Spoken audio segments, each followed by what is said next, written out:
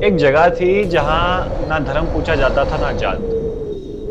बस एक ही सवाल था कि क्या तुम सबसे बेहतर हो।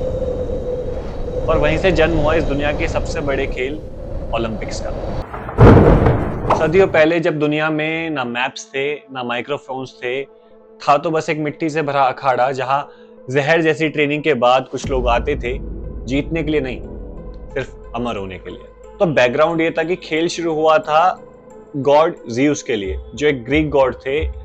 उनको सम्मानित करने के लिए ये खेल शुरू किया गया था। उनके जो बेटे थे, जो वहां के राजा थे, उनका मानना था कि अगर हम ये खेल कराएंगे तो जो गॉड ज़्यूस है, जो कि सबसे पावरफुल गॉड है, वो बहुत प्रसन्न होंगे। तो इसलिए गेम शुरू करे गए थे। ना इन गेम्स में ऑडियंस चिल करती थी, ना कोई मेडल्स मिलते थे, बस एक ऑलिव क्राउन मिल जाता था।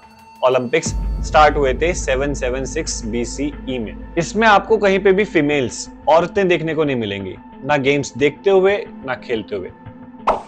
ऐसा क्यों? क्योंकि इसका सबसे पहला रीजन था कि वहां पे शक्ति की पूजा होती थी और उस समय में सिर्फ आदमियों को शक्तिमान माना जाता था।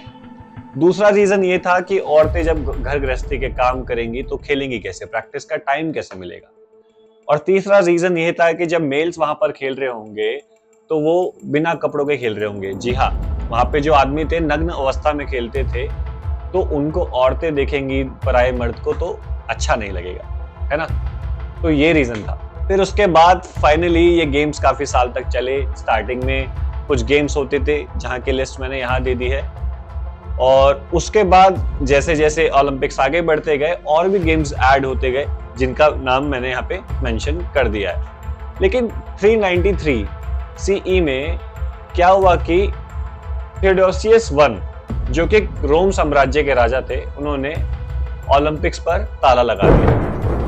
उन्होंने कहा क्या ये बेकार के खेल है जिन्हें तुम खेलते रहते हो, कुछ अच्छे खेल खेले जाने चाहिए। उन्होंने बहुत खून खराबे वाले ऐसे खेल वहां पर इंट्रोड्यूस करे और धीरे धीरे ओलंपिक्स की परंपरा खत्म हो गई। फिर कुछ 1500 यानी 1500 ईयर्स तक सन्नाटा, ना कोई खेल ना कोई कहानियां, सिर्फ किस्से रह गए जिनके बारे में डिस्कशन होता था। फिर फाइनली 1896 एक आदमी ने सपना देखा, एक ऐसा सपना जिसमें पूरी दुनिया एक मैदान में उतरती है बिना तलवार के, सिर्फ टैलेंट के साथ, ओनली टैलेंट। उसके पीछे की उसकी सोच ये थी कि स्पोर्ट्स के थ्रू हम पूरी दुनिया को एक साथ ला सकते हैं, यूनिटी जगा सकते हैं, स्पोर्ट्समैन स्पिरिट जगा सकते हो, और भी बहुत सारी वैल्यूज जो दुनिया को एकजुट करने में काम आती है। बंदे का नाम था पियर दे कुबर्टिन, जो कि फ्रांस से था और एक टीचर था। 1896 फाइनली एथेंस, जहां सब शुरू हुआ था, वहीं दोबारा चिंगारी बनी। 13 देश, 241 एथलीट्स, एक नई जगह। उससे पहले 1894 में कॉन्फ्रेंस के दौरान उन्होंने ये प्रस्ताव रखा था कि ओलंपिक्स दोबारा करवाया जाए, लेकिन करवाने में और उस समय को आने में 2 साल लग गए। उसका पूरा जो भी कुछ लेखा जोखा है वो आपको मैं नोट्स में हर बार की तरह हमेशा दे ही दूंगा, है ना।